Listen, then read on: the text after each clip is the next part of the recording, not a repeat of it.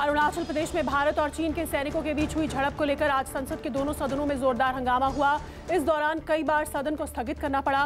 तवांग को लेकर लोकसभा और राज्यसभा में विपक्ष ने केंद्र सरकार के रवैये को लेकर विरोध जताया।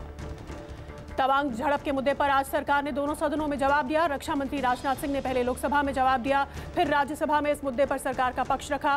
कांग्रेस, आरजेडी, तृणमूल कांग्रेस, आम आदमी पार्टी समेत तमाम विपक्षी पार्टियों ने राज्यसभा और लोकसभा में तुरंत चर्चा की मांग की। लोकसभा में रक्षा मंत्री राजनाथ सिंह ने कहा है कि 9 दिसंबर को यथास्थिति बदलने की कोशिश हुई थी। इसके साथ ही उन्होंने कहा कि इस फेस ऑफ में हाथापाई हुई और भारतीय सेना ने बहादुरी से पीएलए को हमारे इलाके में अतिक्रमण करने से रोका। रक्षा मंत्री राजनाथ सिंह ने लोकसभा के बाद राज्यसभा में जवाब देते हुए कहा कि भारतीय सेना ने पीएलए को उनके पोस्ट पर वापस जाने के लिए मजबूर किया। रक्षा मंत्री ने संसद में जवाब देते हुए यह भी जानकारी दी कि इस झड़प में दोनों तरफ के कुछ सैनिकों को चोटें आईं।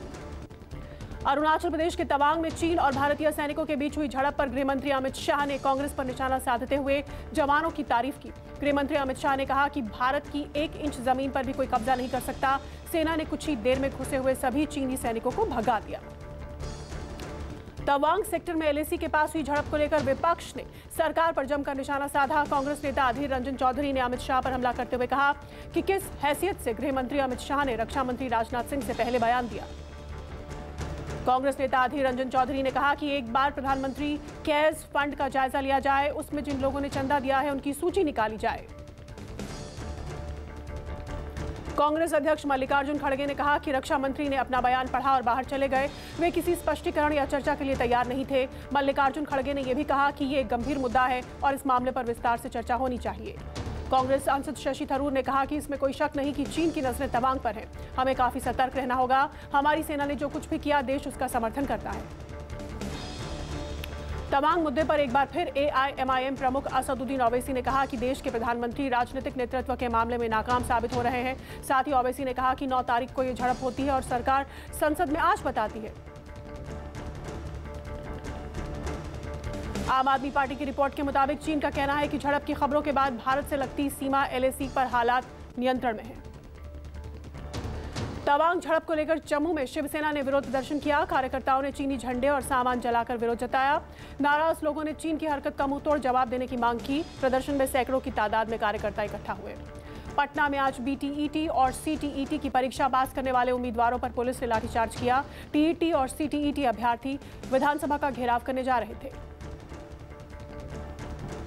मुख्यमंत्री नीतीश कुमार 2025 में बिहार विधानसभा चुनाव में सीएम पद के दावेदार नहीं रहना चाहते हैं। उन्होंने खुद इसकी घोषणा की है। पटना में महागठबंधन के विधायकों की बैठक में नीतीश ने कहा 2025 का विधानसभा चुनाव तेजस्वी यादव के नेतृत्व में लड़ा जाएगा।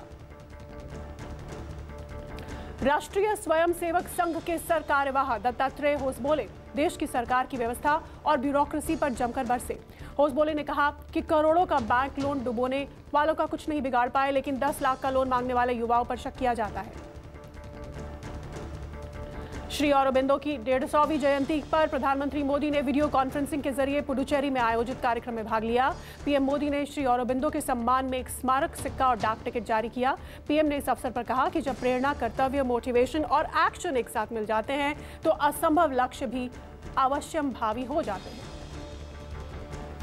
दिल्ली एयरपोर्ट पर कंजेशन की शिकायत के बाद उड्डयन मंत्रालय की सभी एयरलाइंस को चिट्ठी।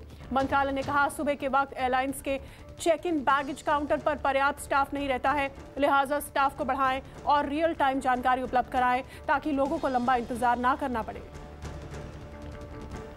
अरुणाचल प्रदेश में सुखोई लड़ाकू विमान के साथ अभ्यास करेगी वायुसेना। 16 से 25 दिसंबर तक बड़ा हवाई अभ्यास किया जाएगा। इस अभ्यास में प्रचंड भी शामिल होगा।